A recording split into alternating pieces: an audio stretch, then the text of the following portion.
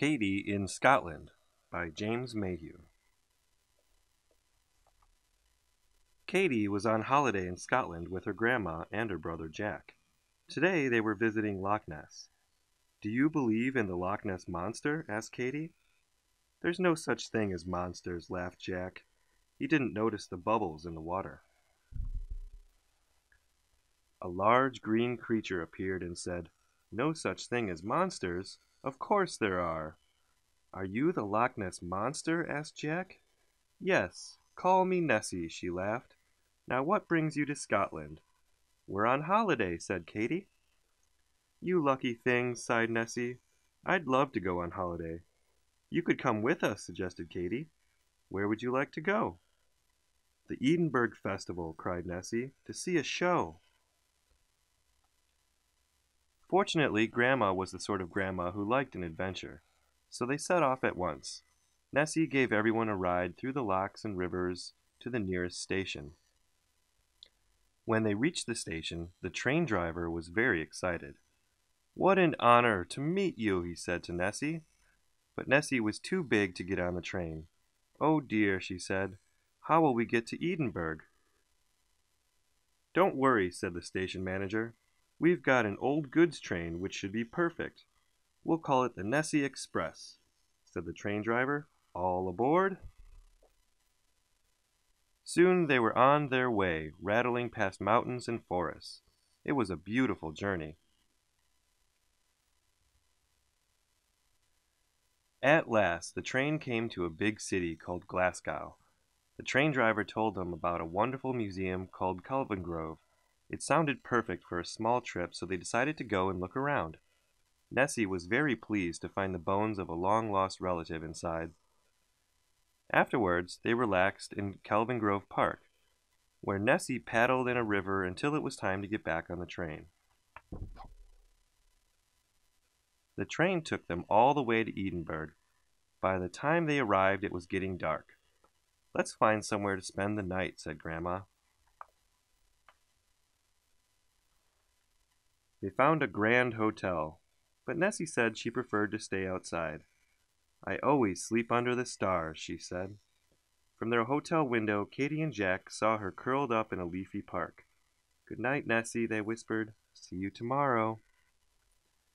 The next day, they walked down a street called the Royal Mile. "Look, it's Nessie!" people shouted. "Are you performing at the festival?" "Go on, Nessie," said Katie. "Why don't you put on a show tonight?" "Oh, all right, just this once," said Nessie. "Hooray!" cheered the crowd. They set off to explore the city until it was time for the show. First they came to a grand royal palace called Holyrood. "How lovely," said Nessie. "Imagine living here." "But there's nowhere for you to swim," said Katie. "That's true," said Nessie. "A loch is much better than a palace." Next they found a statue of a small dog called Greyfriars Bobby. "It said he was a very faithful pet," said Jack, reading the sign. "I bet you'd be a faithful pet," Katie said to Nessie. "I would indeed," smiled Nessie. "But where would you keep me?" "In the bath," said Katie, laughing. "Come on, let's go on to the castle." At last they reached the top of the hill where the castle stood. The other visitors were very excited to see Nessie. "There's going to be a Nessie show tonight," said Katie. "Don't forget to come along." Suddenly there was a loud boom. "Goodness me, what was that?" cried Nessie. "The 1 o'clock gun," said a guardsman. "We fire it every day except Sundays, so sailors at sea know what the time is." "Well, I think it's time for lunch," said Grandma, unpacking a picnic. She had even brought some Scottish shortbread as a special treat. "It's one of my favorites," gasped Nessie, and they sat beside a piper and listened to his bagpipes while they ate. On their way down from the castle, Nessie saw a big art gallery.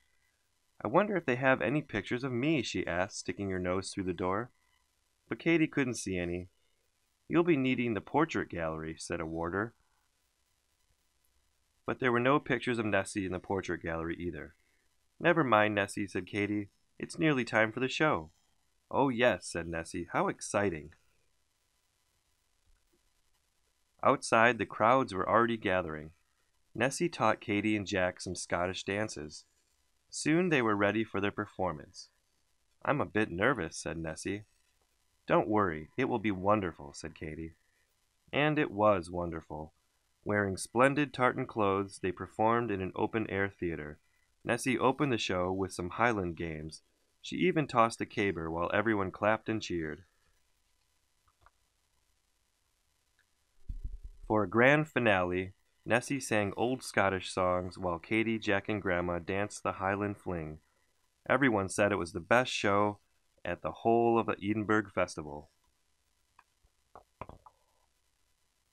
Afterwards, Katy said, "I've got a surprise for you, Nessie."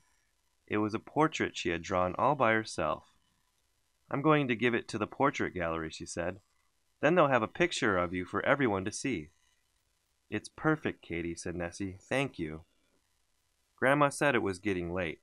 They needed to catch their train. "It's time for us to get you back to your lock," she said. They caught the Nessie Express and set off. They went over a huge bridge and trundled off through the night, to the end of the line, where they said goodbye to the train driver. By the time they reached Loch Ness, it was very late. The scent of heather filled the air and the moon hung low over the water. "Do you believe in monsters now?" asked Nessie. "Definitely," laughed Jack. "And we always will," said Katy. "Goodbye, Nessie." They all waved as Nessie slipped into the dark waters of the loch and swam out of sight.